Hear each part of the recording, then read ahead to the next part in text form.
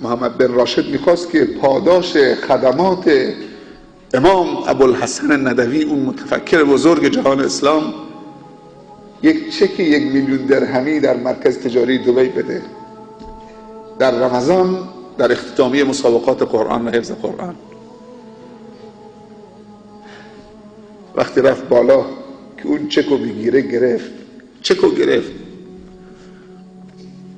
گفت خدایا من نمیخوام که مزدم این باشه. 1 میلیون درهم 230-40 میلیون تومان.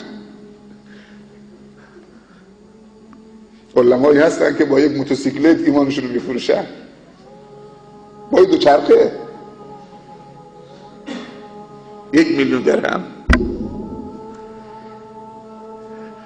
گفت اگر که این توفیق پیدا کردیم هذا من فضل ربی، اگر من مبارک بودم برای جامعه انسانی و اسلامی، هذا من فضل ربی، این فضل خداست و فضل خدا را ما با 1 میلیون درهم عوض نمی‌کنیم.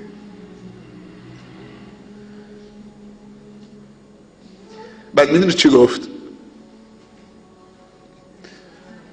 گفت خدایا تو گواه باش، این 1 میلیون درهم هدیه به مسلمانان فقیر هند.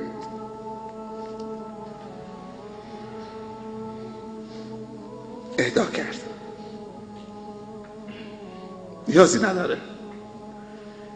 راه خدا آدم رو بی نیاز میکنه. تو عالم خوبی باش،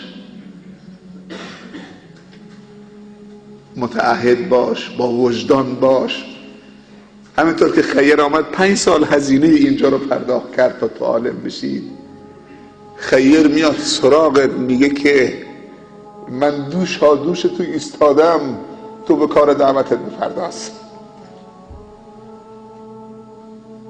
چون ما ضعیفیم میگیم که ما اگر رفتیم تو خط دعوت چطوری زن بگیریم، چطوری خونه درست بکنیم، چطوری فلان بکنیم، چطوری، و روز به روز ضعیفتر میشه.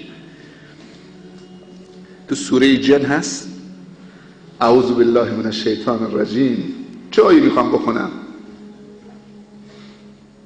حدس بزنید دیگه. و انه کان رجال من الانس یعوذون برجال من الجن فزادوهم قوة فزادوهم رهقا.